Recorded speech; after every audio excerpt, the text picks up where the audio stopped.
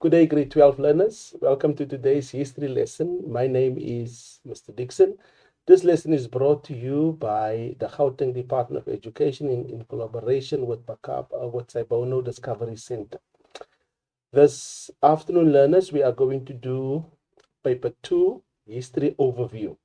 So that means we are going to look at what is coming in tomorrow's preliminary examination. So please ensure that you have your pen and your paper ready just to take notes quickly. But before we do that, it's imperative that we understand that the structure of the paper, how it will be set out. On the screen, you can clearly see that section A, source-based questions. Number 1, civil resistance, 1970 to 1980.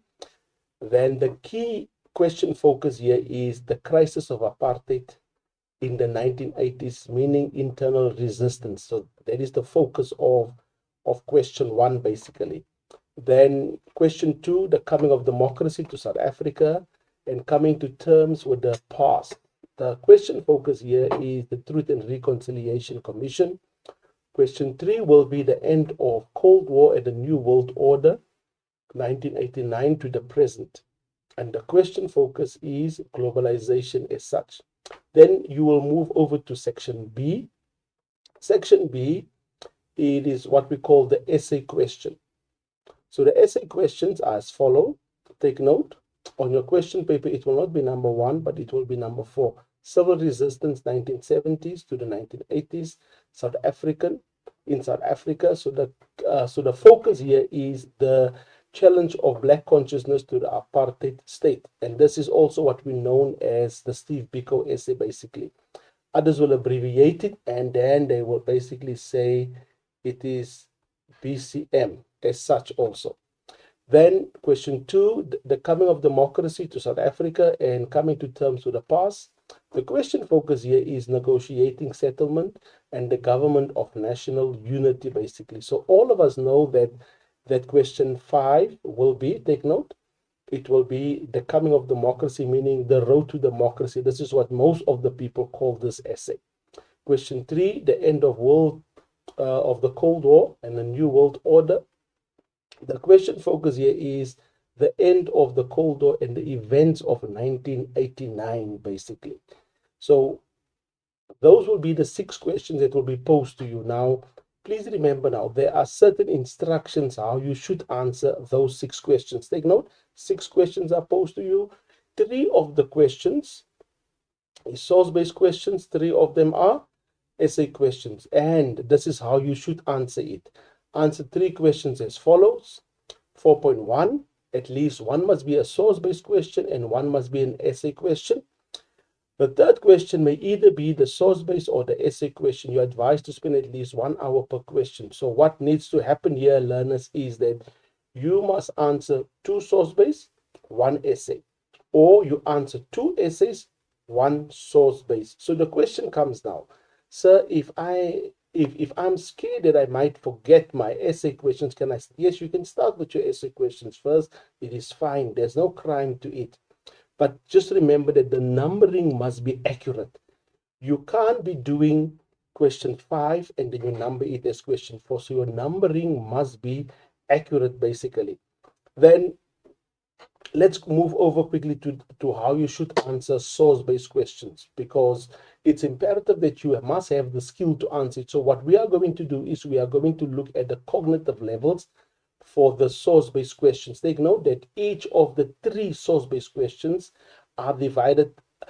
Question 1 has been divided into 3 cognitive levels. Question 2 has been divided into 3 cognitive levels. Question 3 has been divided into 3 cognitive levels. Now let's look at the different cognitive levels for the different source-based questions.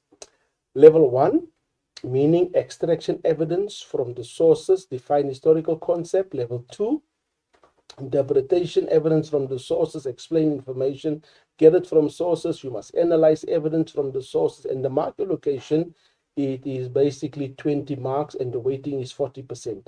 Level 3, interpret evaluation evidence from sources, engage with sources. So we're talking about usefulness questions, reliable questions, compare limitations question, and paragraph also. So the mark allocation basically by level 1, it is what we would call 14 marks and 16 marks for level 2. So when we add it all up, we can clearly see that it amounts to 50 marks basically. So it's important that we understand that when we look at basically at the mark allocation, then question 1 will be 50 marks, question 2 will be 50 marks, question 3 will be 50 marks. So what do we have here? Question 1 will basically be level 1 questions, level 2, and level 3. So the same applies for these question 2, question 3. But remember now, you can only answer, and I'm writing it here so that you can understand, you can only answer 2 questions from the source base. You cannot answer more than that basically. So that settles it basically. So everyone understands now level 1, 2, and 3 will be in each question 1, 2, and 3. So it's divided. So let's quickly move into the level 1 questions. What are level 1 questions? Level 1 questions require you to extract information from the sources and define historical concepts basically. These questions carry a maximum of 1 times 1, 2 times 1, 1 times 2, 3 times 1, or sometimes 4 times 1 basically. The question verbs are words that are being used to identify that this is now a level 1 question. So the question verbs that you should look for, it's imperative learners that you look for: list, quote, identify, name. That will inform you as the candidate that, listen here, this is a level 1 question. So level 1 questions means you must extract the information from the sources. So it means now that every learner should not get less than 14 marks per question basically. Then what information in the sources tells you that this is now also a level 1 question? Take note, you have the question verbs, list, quote, identify, name. That is one part. Then you have typical level 1 questions. It means how they are being structured. What information in the source tells you. So once you see that what information in the source tells you, now you know it is coming exactly from the source. Quote, 2 reasons from the source. So when we see the word quote, it means you must copy, paste. So it's important that we understand that when we see the word quote, we must copy, paste, meaning write it down as is from the source exactly. When you see what information in the source, when you see according to the source, you cannot copy, paste, you must paraphrase. So what is paraphrase? Paraphrase clearly means that in the source, if it's written, Peter was walking in the street. Now you need to paraphrase it because now you must change it. You can't write it down as is. Now you clearly say Peter was in the street. What is missing there? Walking. Because we need to understand that Peter is found where? In the street basically. So you remove one word and you add another word, or you just subtract or you add. So that's all that you basically do, and that is what we call paraphrasing in simple layman's term. Then let's move over to level 2 questions. Level 2 questions require you to interpret, analyze, and engage with evidence from the sources. These questions carry a maximum of 4 marks, basically 2 times 2 equals 4. Question verbs. What are the question verbs for level 2? Explain, comment, describe, organize. Those are the question verbs for question 2. So once you see those question verbs, it means you must be able to interpret, you must be able to analyze, you must be able to engage with evidence from the sources basically. Then we move over to typical questions. What message does the cartoonist convey? Explain in your own words. What do you think? What do you think can also be changed to what is implied. So they might ask you what you think, or they might ask you what is implied according to the source in your own knowledge. When they say according to the source in your own knowledge, take note, those questions are normally 2 times 2. So when you see according to the source in your own knowledge, it means the first answer is in the source. The other one, own knowledge. But sometimes both answers are basically found in the sources, but most of the time, you will have to provide own knowledge. Now, what is own knowledge? Own knowledge is work that you have studied, work that relates to the content that you are dealing with, basically. Now, let's move to level 3 questions. Level 3 questions require you to explain the different perspective of sources, draw conclusions about how reliable, how useful, and with regards to the limitation of a particular source. These questions carry a maximum of 8 to 4 marks, basically. Why do we say 8 marks? Because of the paragraph question. But most of the level 3 questions are 4 marks, basically. Now let's look at the question verbs. The question verbs are as follows: compare, contrast, comment, or justify. It continues. It says, explain to what extent the evidence in 1A can be compared to the evidence in 1B. Comment on the usefulness, how reliable, limitations, and information of source 1B. And then the paragraph is the one that is 8 marks, basically. Now, after you have read the question, at the end of the question, what do we find? The mark allocation. And here is a clear explanation why the mark allocation has been set out like that. So as you can see on the screen, the number in front has been circled in red. So that means the amount of responses that is needed. So what does it mean? It means now you must provide one answer. Take note, you must provide one answer, and that one answer will give you 2 marks, which equals 2. At the bottom number, you must provide 2 answers, and the 2 answers, take note, one of the 2 answers, it's 2 marks. So when you provide 2 answers, you will receive 4 marks. So the numbers in front, learners, indicate unto us the amount of answers that we need to provide. So it's imperative that we understand that the number in front, the amount of answers you must provide, the amount of responses you must provide. The second number indicates the amount of marks. So it is pertinent that we understand that you read the question. After reading the question, what do? You look at the mark allocation, and that will guide you how you should answer your question that is being provided. So here it is quite clear that, let's go to the number at the bottom. The number at the bottom, the second 2 is being circled. It means the amount of marks per question. Basically, yes, you must provide 2, but 1 will receive 2 marks, and that will give you 4. Now let's go to the types of level 3 questions, because this is where some learners fail to engage these questions. Because why? They lack understanding how they should answer it. So what is important? We need to understand that how do sources support each other? That is a level 3 question. Compare, contrast questions, biasness of sources, how reliable, usefulness, limitations. Now these are what we call level 3 questions. So once you see those wordings, then you need to understand it's a level 3 question.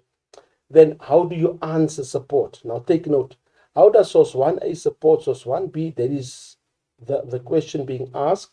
This question is asking you how the 2 sources are similar. What do they have in common? Now, how do you answer this? You go to source 1A and find something in that source that is supported, that shows the same thing that's in source 1B. For example, you must write it down as follows. Source 1A says there are mountains, and this is supported by 1B, which says there are smaller mountains. So what is the difference? The difference is that in 1A there are mountains, and it's supported by 1B, which says there are smaller mountains. So what are the similarities? The similarities are basically mountains as such. So we need to understand, learners, that you need to go back to source 1A, then you need to go to 1B, and after going to 1A and 1B, what happens is that will provide you 2 marks, because you've identified what's in 1A and you're identifying in 1B that is similar to 1A. And this is how, as you see on this, this is how you need to write it down. But take note, if it is a visual source, say 1B is a visual source, then you say 1B shows us. Written source says or informs us. So it's important that you know the difference. Then you need to go back to 1A. Source 1A says there are cars, and this is supported by 1B, which indicates there were cars. And if the wording are the same, all you need to say is both sources indicate cars were used. Both sources indicate houses were available. So when the wording is the same, and then you use the word both basically, or when the meaning of the words and the wording is closely related, you use the word both. But when it's, for instance, in source 1A says they use violence, and this is supported by 1B, which says the people are aggressive. So violence, aggressive, same meaning, but it is being used in different contexts. So it's important that you use in source 1A says, and this is supported by 1B, which says they are violence. So that's when you use this method that's being shown to you on the screen. But when the wording is the same, then you use the word both sources basically. Then contrast. Contrast the information in two sources. You have to find out how the sources contradict each other. Now, what is contradiction? How are the sources opposite to each other? So that's imperative that we understand how the sources are opposite to each other. What do you do now? You go to the first source and find something that is opposite, that is contradicted by the second source, basically. In your answer, this is what you should say. Source 1A says there are cars, and this is contradicted or in contrast by 1B, which shows us there were houses. So that will give you 2 marks because now you've shown the contradiction. 1A with the cars. And so learners, this is how you must write it down basically when it comes to contradiction. Then you go back in 1A. Now source 1A says, or it informs us, there were boys, and this is contradicted by 1B, which says there were girls. If it is a visual source, then you say it shows us there were girls basically. So you need to go twice back to 1A, twice back to 1B in order for you to get your full 4 marks basically. And learners, this is quite easy because those answers are found in the sources. So you need to be able to read your source. Now let's go to how to answer a reliable question. 2 questions you can ask yourself. Is the source accurate? Can the source be trusted?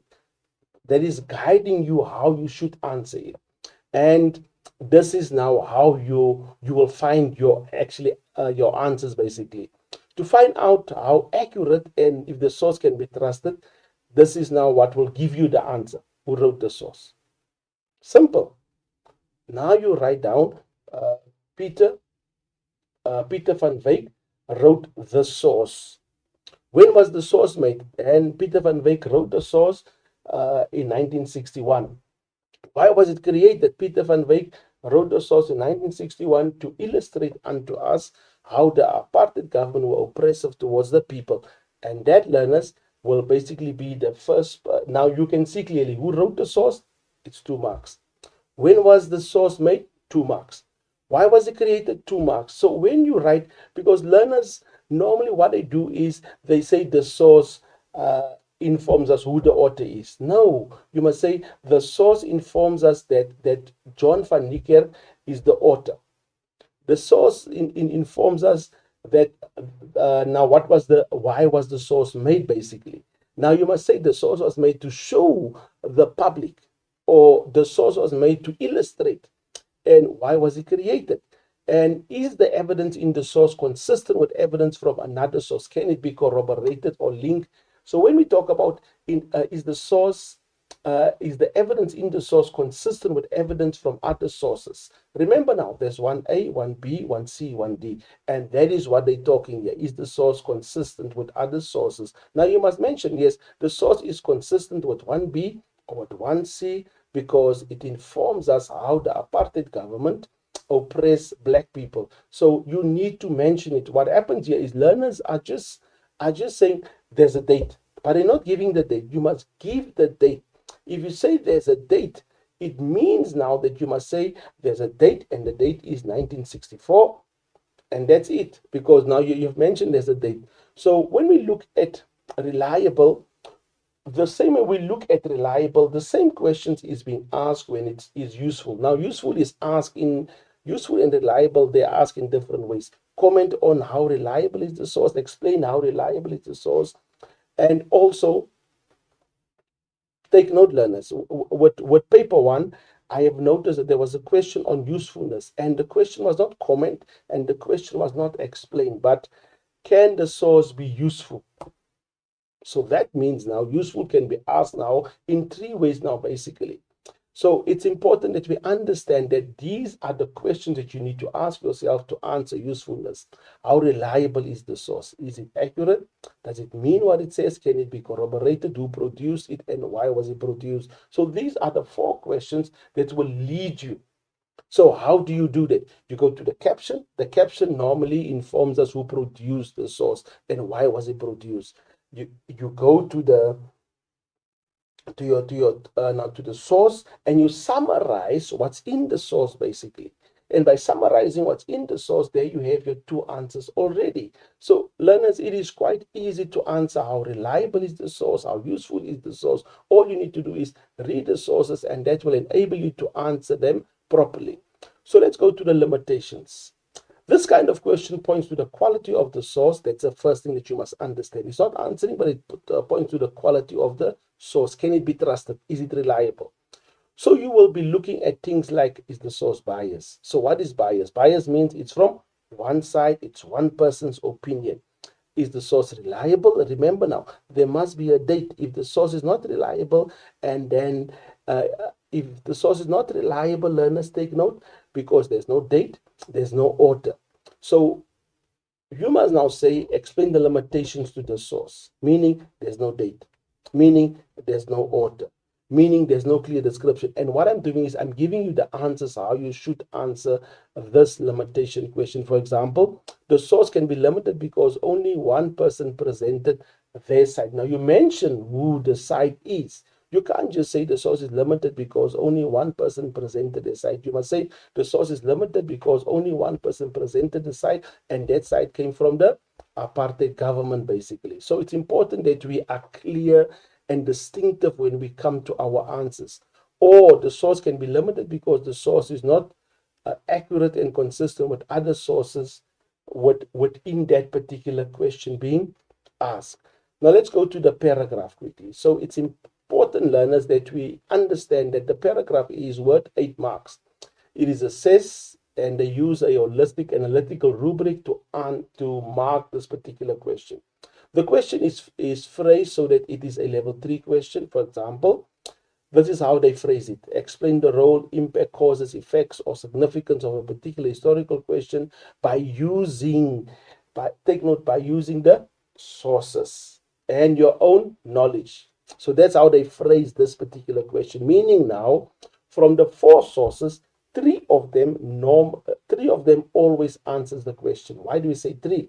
Because from the 4 sources, one of them is a visual source, and the visual source normally speaks to one of the other sources.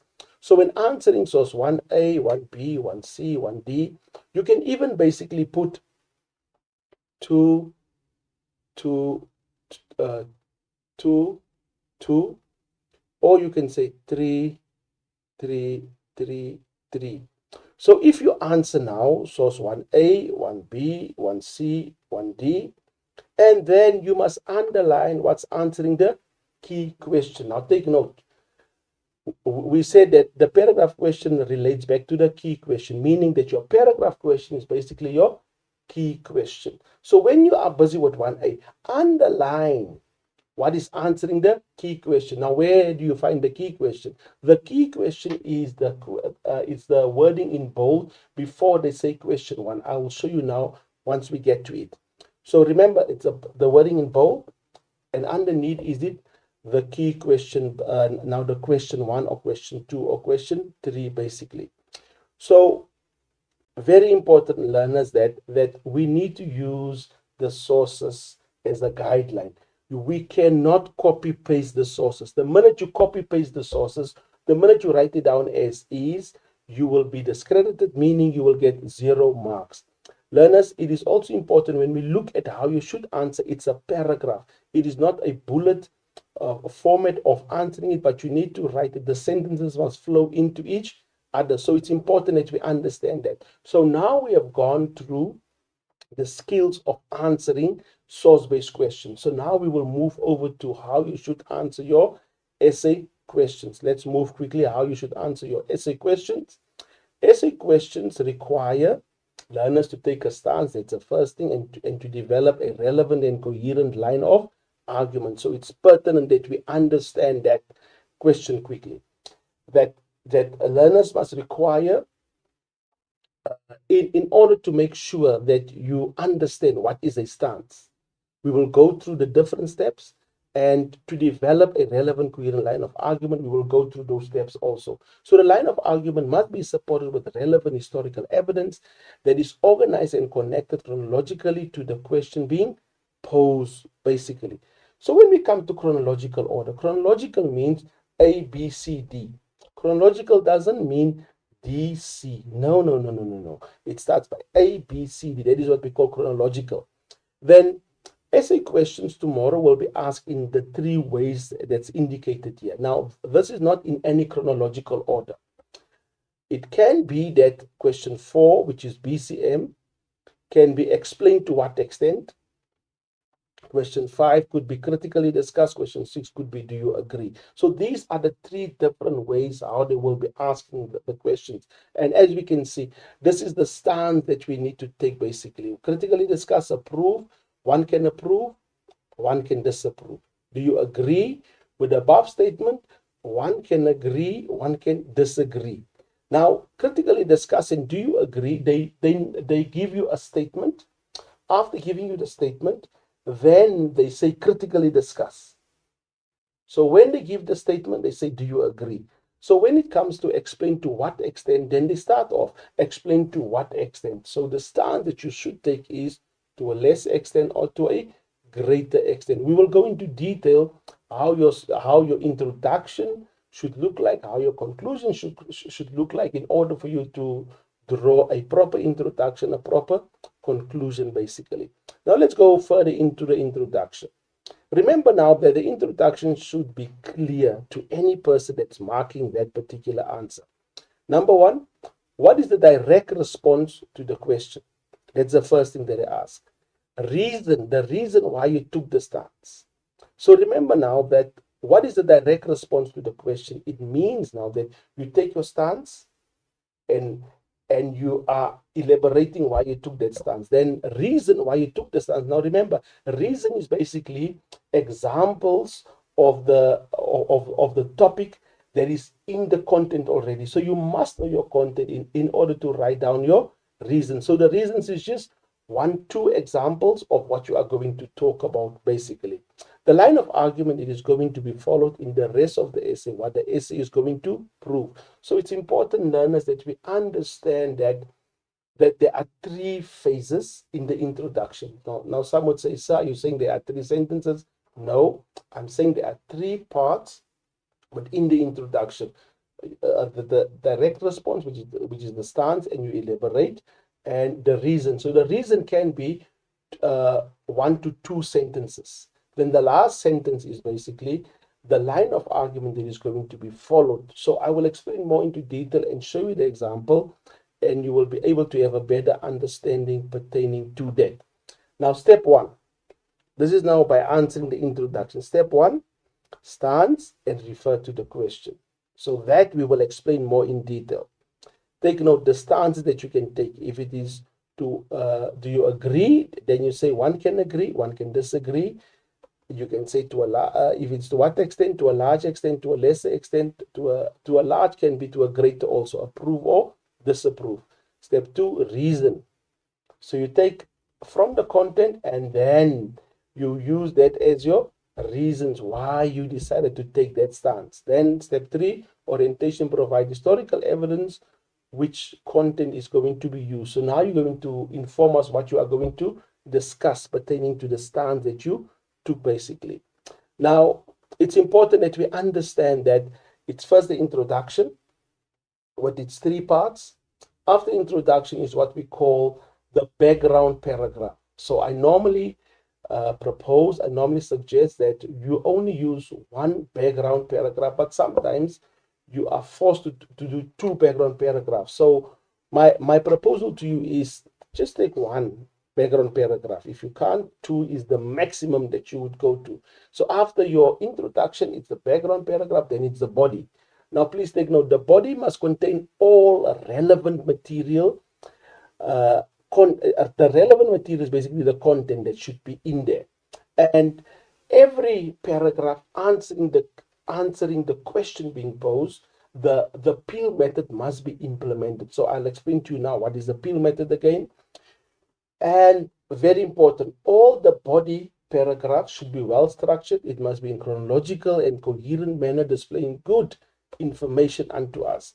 And you must give good examples to reinforce the stance that you took, basically. Now, let's go to the peel method. Remember what I indicated to you. I said that every paragraph within the body that's answering the key question should have the peel method. So what is the peel method? You make a point, which is the opening statement. It must be clear in the sentence. For instance, if you are writing about BCM now, so now you move to the content. Now you need to indicate Steve Biko was under house arrest, and therefore he started basically with community projects. So now that's a now that's a point that you're making now. Now you must explain it. He started off with community projects because he saw the need within the black community. So now you explain it unto us. Now you give evidence. You give evidence. Because he started the community projects which led to Zolompilo. Now you give evidence. Zolompilo. Now you indicate what it was all about. Then you link it now back to the stance that you took, basically, or to the question that is being asked. So the peel method is basically your point. You explain, evidence, link, and that's found in one paragraph. Take note, that's found in one paragraph. So when it comes to the body, learners, it's important that we understand that the body will always, take note, the body will always, take note of this, the body will always be not one paragraph, not two paragraph, not three paragraph, but the body will be more than 5, 6 paragraphs. Yes, sometimes the body can be 10 paragraphs, sometimes it can be 11 paragraphs, but your body cannot be 2 to 3 to 4 paragraphs. No. That is not the body, basically. So after now, you have written your introduction, your background paragraphs, you have written basically your different body parts. So take note now. So the body parts explains the story that you are relaying. So take note. So this is why it's important that the peel method must be introduced. So you must argue your paragraphs, like I've indicated to you. You must argue them through. If you don't argue them through, by arguing them through, there must be a point. You must explain, you must have evidence, and you must link it back. This is what we say. You are arguing your paragraph, basically, based upon the question being posed. So after now, the question, now after you have gone through, you have written down all the paragraphs, you must have a conclusion, learners. If you don't have a conclusion, you cannot receive the mark that you actually want. So you must conclude off your essay properly by indicating, in conclusion, by tying up my essay.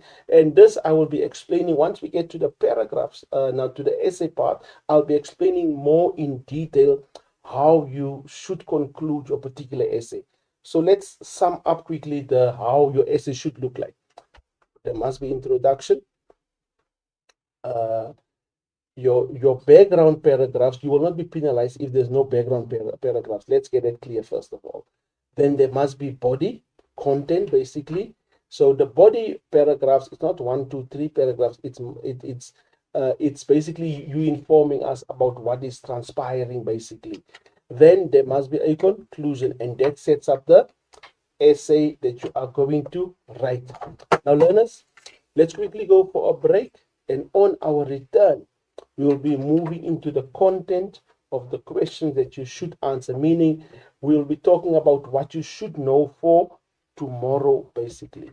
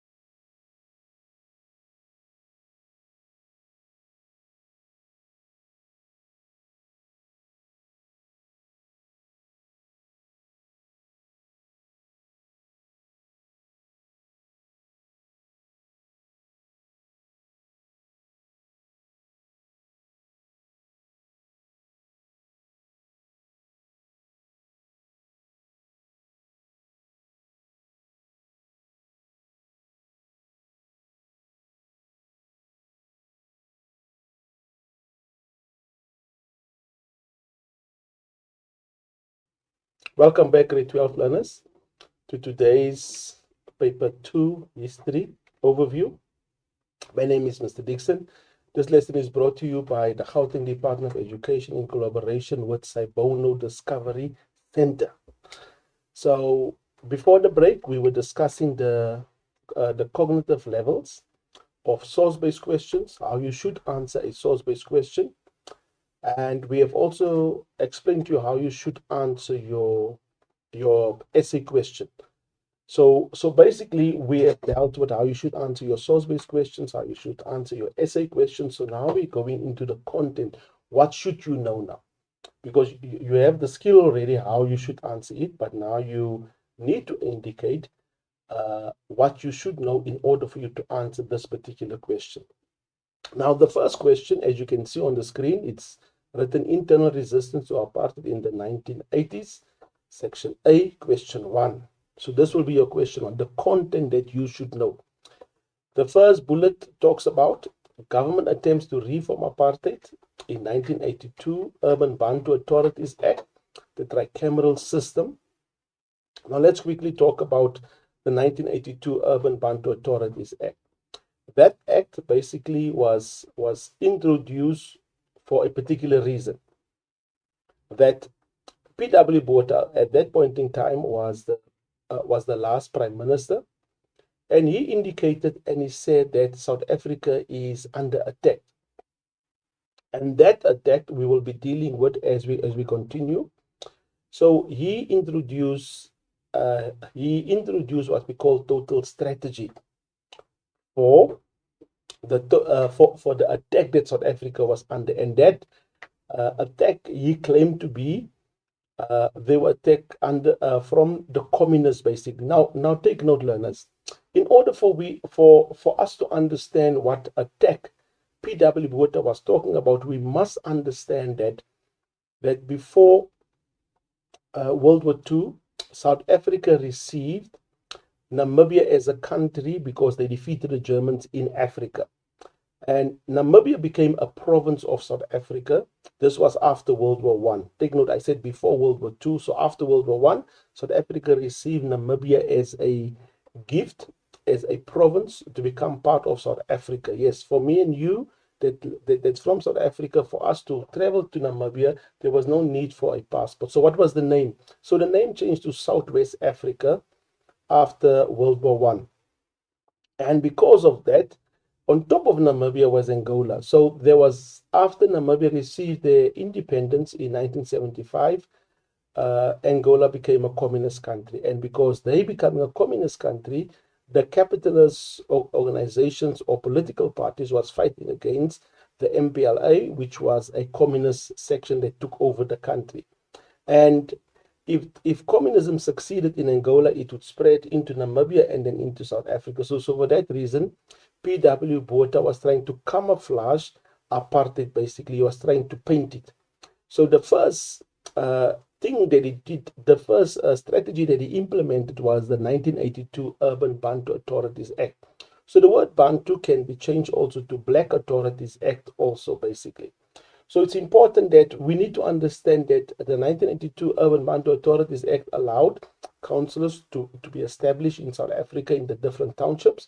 At the same time, as councillors were established in the different townships, they lease the houses, the flats that you would find in the townships for 99 years. So these two were just a few of the changes with regards to the Urban Bantu Authorities Act. Remember now, it's to change, it was to camouflage, it was to show the outside world that apartheid is changing. Then he introduced what we call a tricameral system parliament, but we'll go into detail with that later. Then internal resistance was basically formed against the implementation of the total strategies that was introduced. Then growing power of the trade union movement from 1973, response to Botha's reforms, new methods of mobilization through labor rolling mass actions, the civics, UDF, mass democratic movement, and to end conscription and the Black Sash campaigns, basically.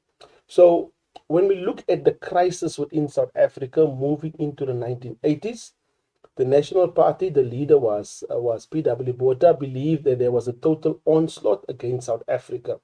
And what was a total onslaught? Like I said to you earlier, Angola becoming a communist country, Namibia, which was a province of South Africa, if they are influenced, take note, Namibia was a separate country, but it was regarded as a province of South Africa because of the gift that they received. So if if Namibia become communist, then obviously South Africa would also become communist. So what did he do?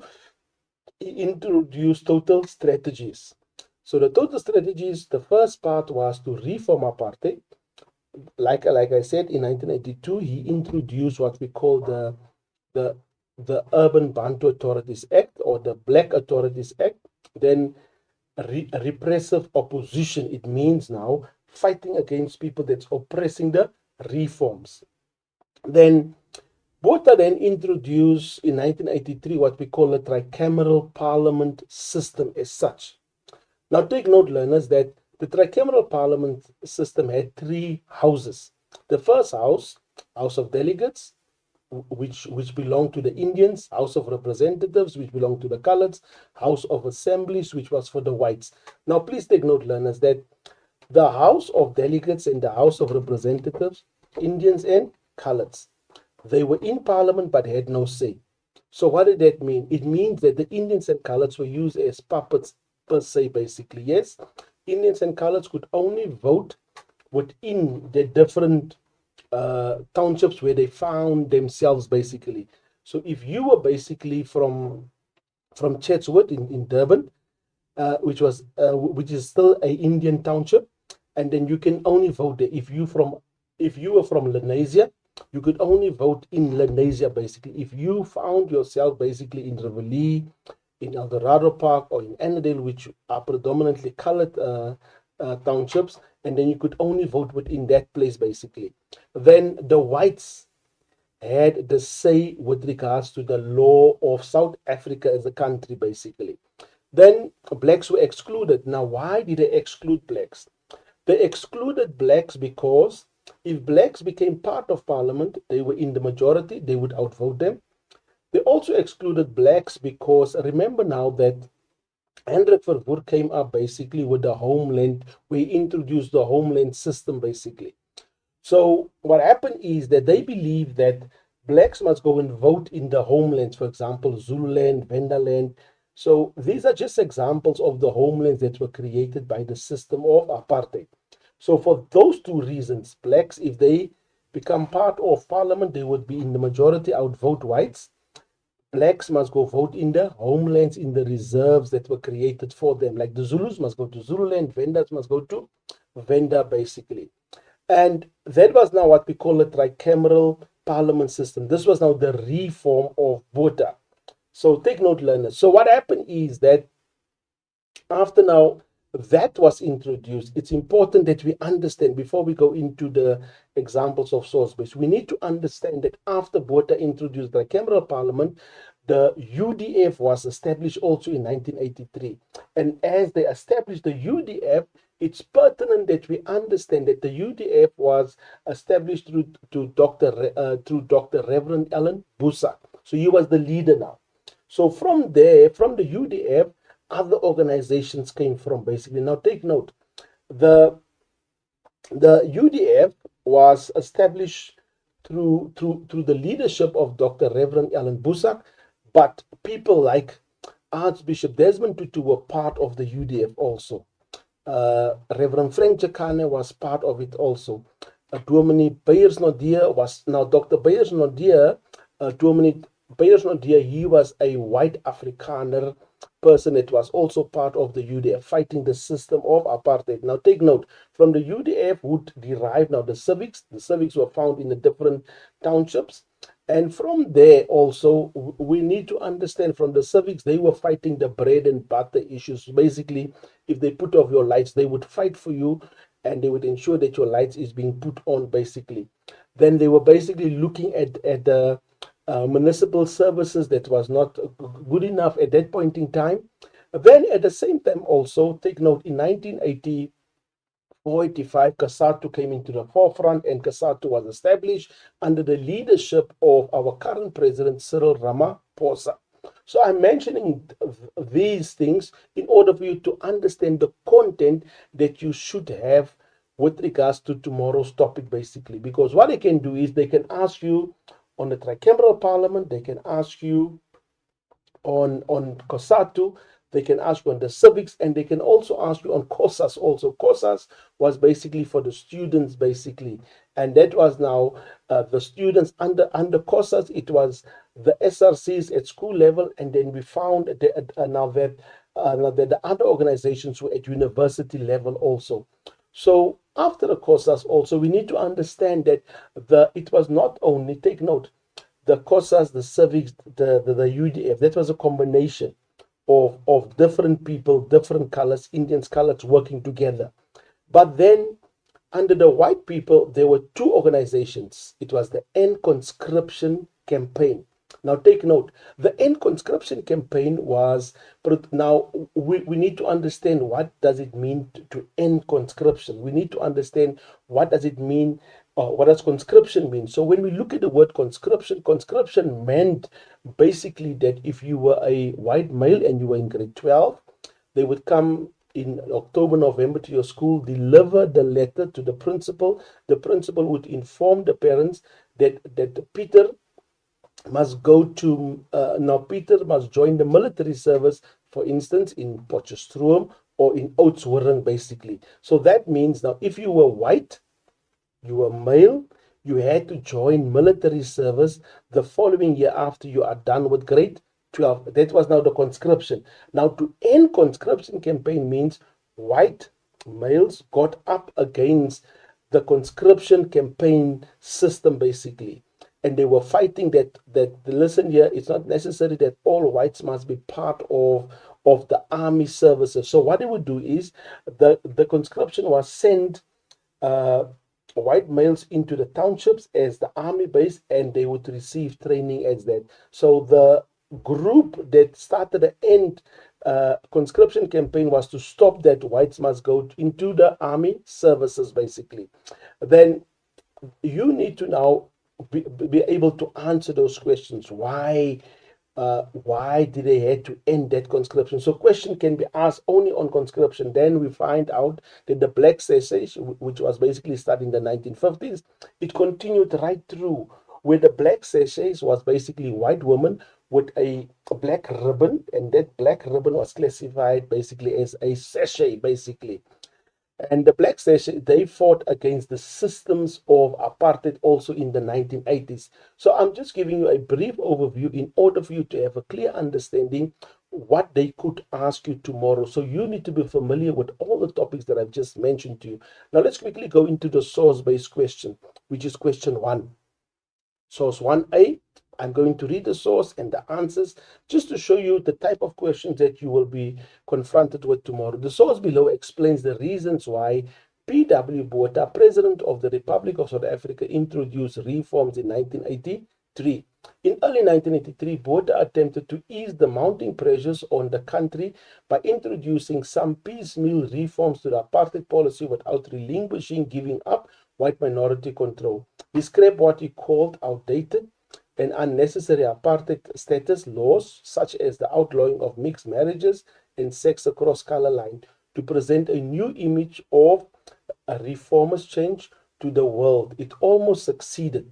The Western powers, ever eager to read the South African situation optimistically, positively, were deceived for a time into believing that Botha was really dismantling apartheid.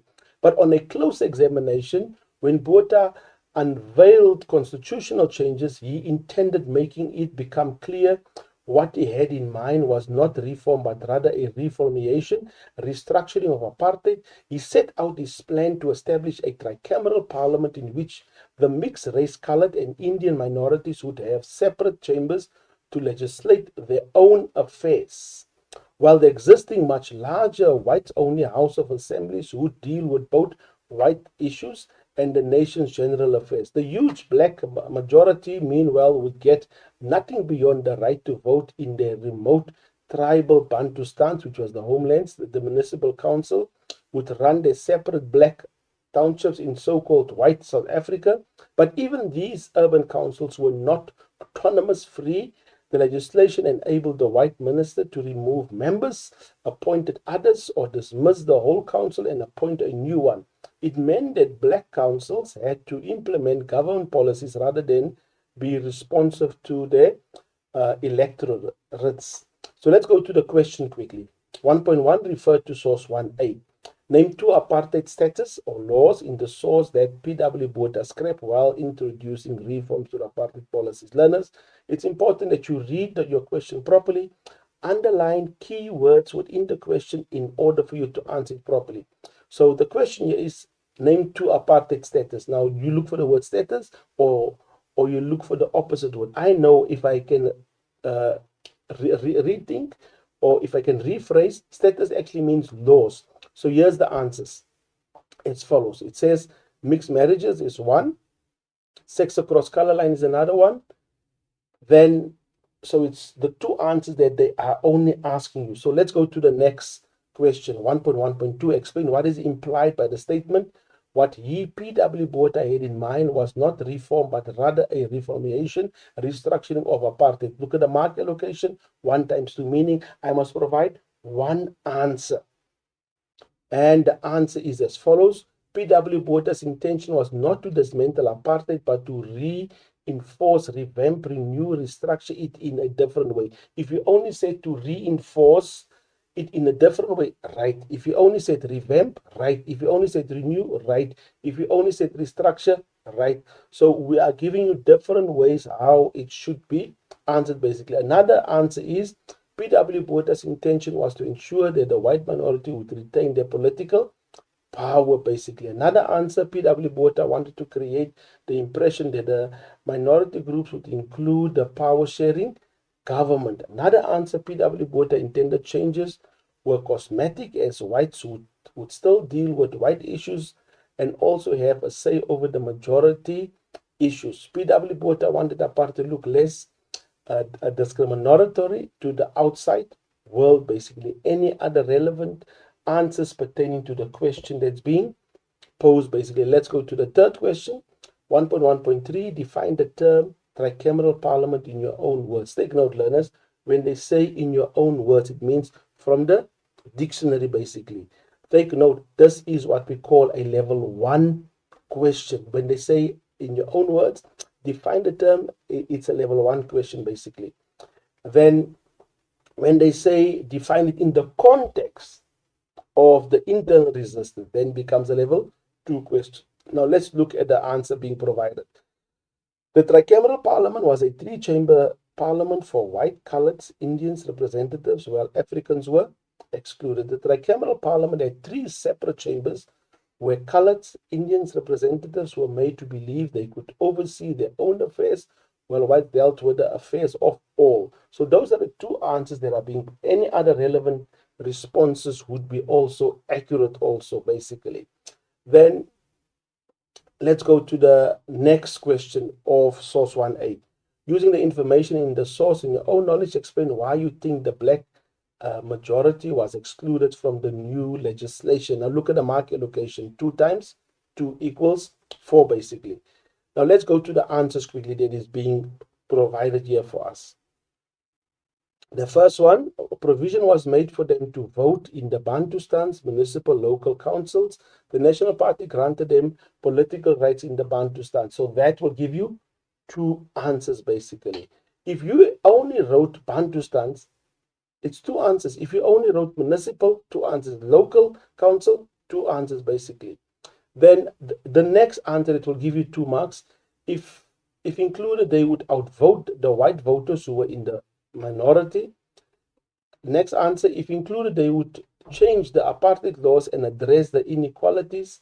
Another answer, Africans would not be able to fight for their rights, basically, to protect white privileges and to weaken resistance against apartheid. Any other relevant responses provided. Now, learners, that in itself tells us already. So when we see 2 times 2, we need to understand we must find 2 answers. Then sometimes, yes, in one sentence, you can have your 2. Now let's go to the last question of source 1A.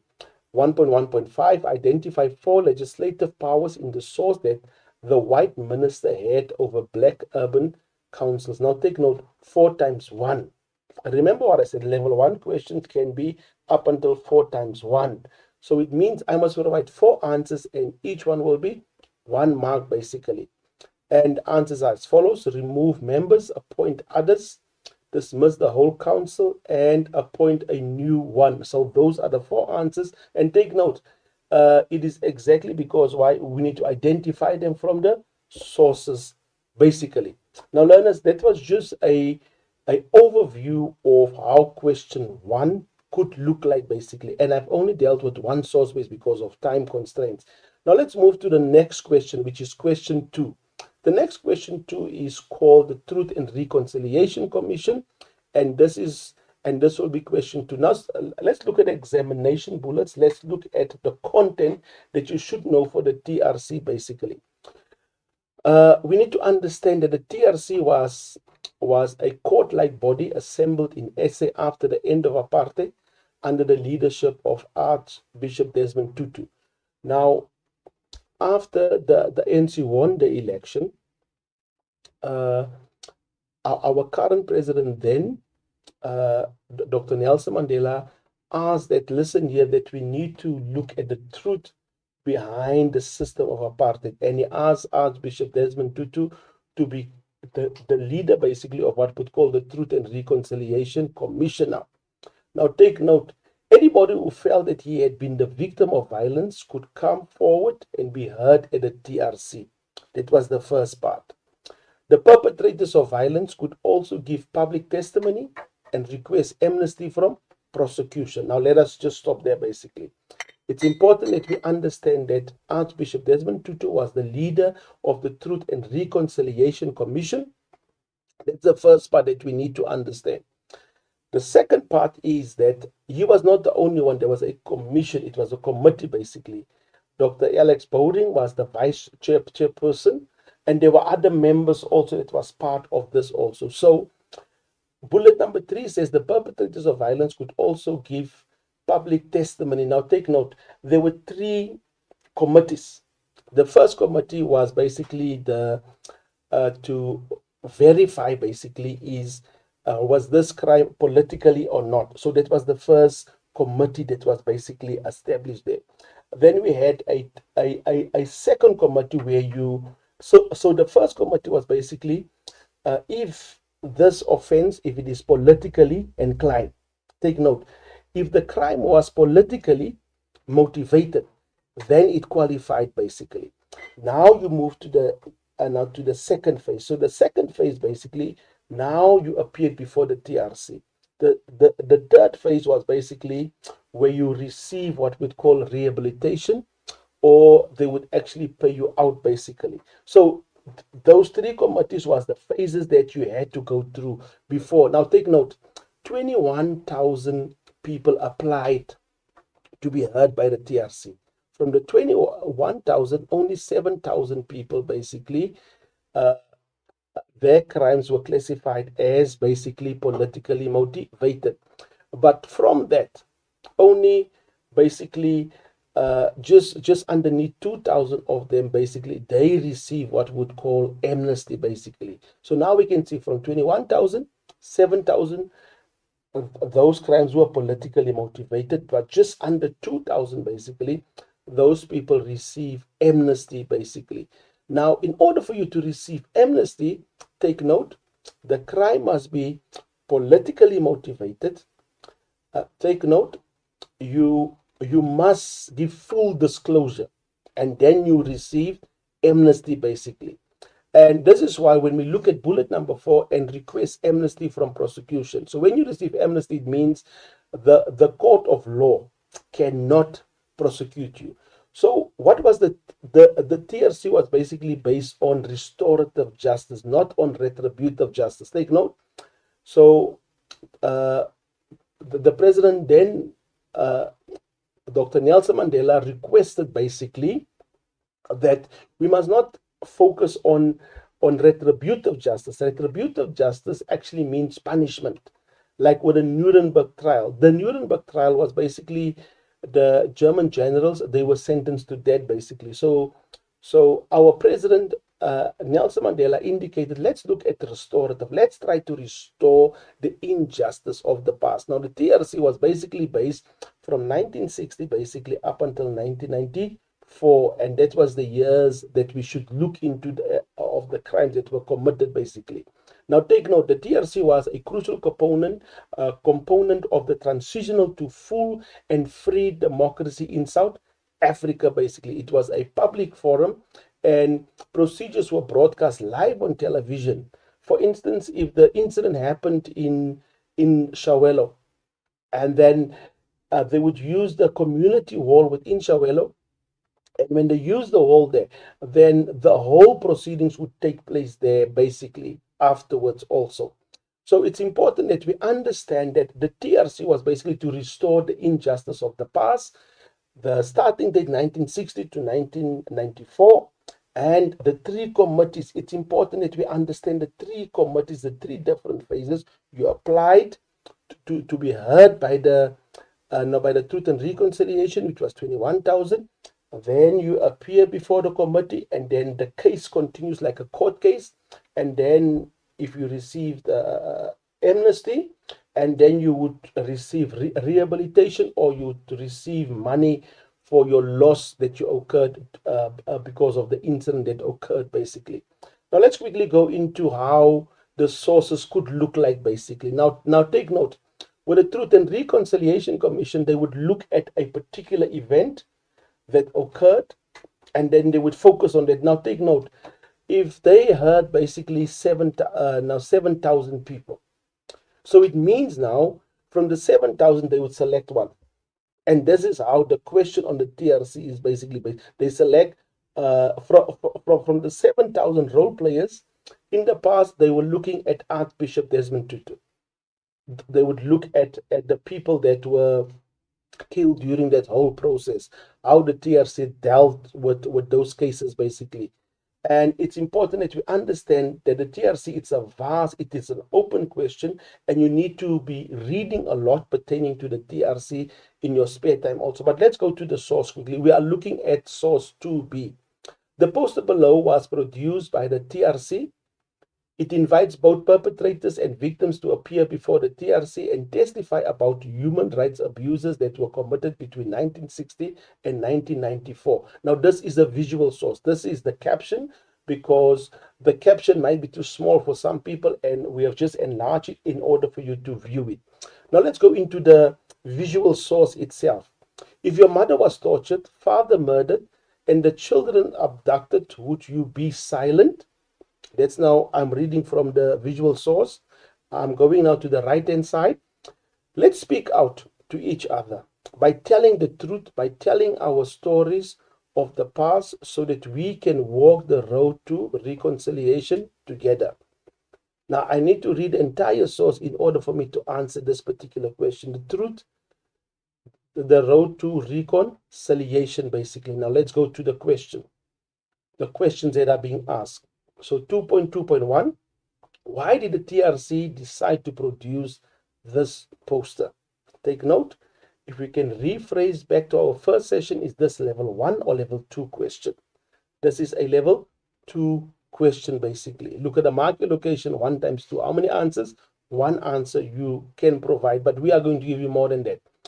It was to encourage, appeal victims and perpetrators to come forward and tell their stories of human rights abuses, to establish a record of human rights atrocities committed during the apartheid regime, to provide an opportunity for victims to come forward to voice out the nature and extent of harm they had suffered, so that they could be compensated and the dignity restored, to show that the government was committed to healing the wounds from atrocities committed during apartheid, to foster reconciliation between perpetrators and victims in South Africa, to make people aware of the work of the TRC.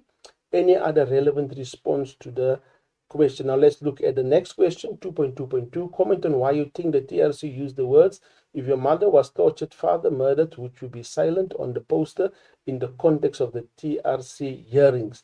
Mark your location 2 times 2, level 2 question. To encourage victims not to remain silent from any human rights abuse committed to his or her family member. Take note, learners, you must be able to analyze and interpret the question being posed. So the word is being put out there. Comment on why you think the TRC used the words. So you must now comment why the words were used. It means interpretation is needed here. Murder, abduction, and torture were regarded as human rights abuses that the TRC wanted to expose. Victims of human rights abuses like murder and torture should be not silent and suffer in silence. To encourage victims of gross human rights violations to come forward and tell their stories. And the TRC, by speaking out, seeking the truth, victims can find closure. Government wanted to ensure that such human rights abuses do not happen again. To invoke empathy by sharing their stories. Any other relevant responses, basically. Now let's go to the next question. 2.2.3, explain the term reconciliation in the context of the TRC. Let's look at the market location 1 times 1. Let's look at the answer. The state of affairs in which victims and perpetrators of human rights abuses would live in peace and in harmony, friendly relations, restoration, and broken relationship between victims and perpetrators. The process through which victims of human rights abuses would have to forge perpetrators who would have undertaken full disclosure of human rights abuses they committed, basically. Now let's go to the paragraph question. Now take note. So the paragraph question must be answered as follows. Using the information and relevant sources in your own knowledge, write a paragraph of about 8 lines. Take note. We know you can write more than 8 lines. It's fine. Explain how the Truth and Reconciliation Commission dealt with the murder of political activist Griffith Mzingi. And here's the answer as follows. The candidate should include the following aspects in their sources. The TRC was established to investigate human rights abuses that were committed during apartheid. Retrieve from source 2A. So we need to indicate where we retrieve the information from. The TRC was established to give perpetrators of human rights abuses amnesty in exchange for the whole truth. Source 2A. The TRC identified tortured, murder, abduction as some of human rights abuses. Source 2B. The TRC encouraged victims to come forward and speak out in order to facilitate reconciliation. 2B. It continues on the next slide. Dirk Coetzee applied for amnesty for his involvement in the killing of ANC activist Griffith Mzingi. Source 2C. Dirk Coetzee was given a chance to tell his story in front of the TRC and disclose the whole truth, basically. Source 2C. The TRC was convinced that Dirk Coetzee had told the whole truth and that he had a political motive for the killing of Griffiths. Source 2D. The TRC granted Dirk Coetzee amnesty for the murder of Griffiths. 2D. The TRC acted in accordance with the Promotion of National Unity and Reconciliation Act of 1995, Act 34 of 1995, that's own knowledge. Mzingi's family did not approve the TRC's decision and wanted restorative justice. Take note, retributive justice, not restorative justice, basically. So that is how your essay should look like, meaning no bullets. It must be a sentence that's flowing into each other. Now let's go to question 4. Remember now, we have done question 1 and we've done question 2. So we're skipping question 3. We're not going to touch it for now. So let's go into question 4, basically. The nature and the aims of Black consciousness. That is the first. Now we are basically looking at the content that must be within that particular essay. So you must be talking about the nature and the aims of Black consciousness. What was the nature and the aim behind Black consciousness? You must look at the role of Steve Biko with emphasis on his ideas and writing. So I'm just giving you the content that's supposed to be within that particular essay. You must look at Black consciousness perceived as the development of Black-owned affairs, meaning that the government was happy at first that Blacks are developing their own ideology now. Then later on, it changed, basically. Then the influence of Black consciousness on the Soweto uprising. So when we talk about the perception of Black development, basically, we're talking basically about the schemes developed through Steve Biko and the other leaders of the BCM also. then the legacy of Black consciousness on South African politics. So these are the 5 bullets that pertains to the content that must be. Now take note, it's not 5 paragraphs, it's more than that basically, because when we look at the influence of Black consciousness on the Soweto uprising, it's about 2 to 3 paragraphs. When we look at the Black consciousness perceived as Black development, that's another 3 paragraphs. So when I look at this particular essay, I'm looking basically content-wise about 12, 13 paragraphs, the most basically. Then let's look at the question that was posed. To what extent did Steve Biko and Black consciousness ideology contribute to the 1976 student protest in Soweto? Support the line of argument using relevant evidence. Now let's look at the introduction, how it should look like. To a greater extent, Steve Biko and the Black consciousness contributed to the 1976 protest in Soweto. We can see we took a stance to a great extent. So we took the question and we incorporated with our stance. Then the reason, remember now, we are talking about the reason, the content that I'm going to use an example. What is it? The Black conscious movement, and Biko seeks to fill the Black community with a newfound pride in themselves, their efforts, their value system, their culture, heritage, their religion, and their outlook to life. Now, that is now the reason now. So now I'm coming to the last part of my introduction.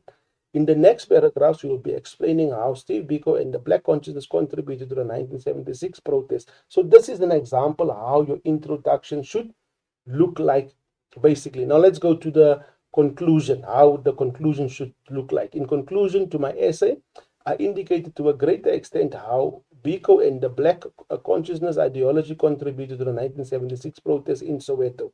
The BCM and Biko seeks to infuse, so I'm using the same reasons that I used in the introduction, I'm using it in my conclusion again. But let's look at the last sentence. The Black unity instilled in Black students resulted in the Soweto protest. So now you can see the change from my orientation sentence in the introduction and to my final one in the conclusion, basically. So learners, what you can do, you can just rewind this after I am done, and then you can have a look at how your introduction and your conclusion should look like, basically. Now let's go to the next essay. The next essay, remember I did question 4, now I'm dealing with question 5. So I'm just informing you the content that should be in the different essays. The beginning of the negotiations, when de Klerk released Mandela, then we need to also mention the different negotiations that took place. De Klerk released Mandela, Grooterskeer, Pretoria Minute, Codesa, take note, I am mentioning it step by step. Grooterskeer, Pretoria Minute. So when you talk about Grooterskeer, when you talk about the negotiating process, who was involved? What did they discuss? And what was the outcome? Take note, who was involved at Grooterskeer? When we talk about Pretoria Minute, who was involved? When we talk about Codesa, who was involved? What did they discuss? And what was the outcome? So it's important that we have those 3 points when we talk about the different negotiations from 1990 up until 1994. Then we need to talk about the breakdown of negotiations also, because remember now, it was the Pretoria Minute, it was Grooterskeer, then Pretoria Minute, then Codesa 1. And after Codesa 1, there was a referendum. After the referendum, it was Codesa 2. After Codesa 2, there was a breakdown again. Then it was the Bishu massacre. Then after the Bishu massacre, it was the record of understanding that was being established through Ruth Meyer and Cyril Ramaphosa. Then after that, take note, after that, then it was the murder of Chris Hani. After the murder of Chris Hani, then we talk about the violence in Cape Town at Heidelberg and the church that occurred. Basically, take note, in Cape Town, there were 2 incidents by Akla at Heidelberg Tavern and St. James Church. Then we need to talk about the violence of the IFP, basically, that went to Shell House. Then we need to talk about the leadership of the homeland leaders that refused to relinquish their authority, basically. So that talks now about the ongoing violence. So take note, the beginning of the negotiations. So you need to mention all the negotiations that took place, the breakdown of the negotiation process, that now basically after the record of understanding, Joe Slovo came in and he introduced sunset clause. The election date was set. And then you end off with the ANC won the elections. Nelson Mandela was elected as the first black president of South Africa. So all the violence must be, you must write about basically all the violence. APLA, AWB, the Shell House massacre. So you need to write down to have a conclusive. So you must have that as the knowledge for your essay for tomorrow, basically. Learners, thank you for tuning in and hope to see you next time. Thank you. Bye.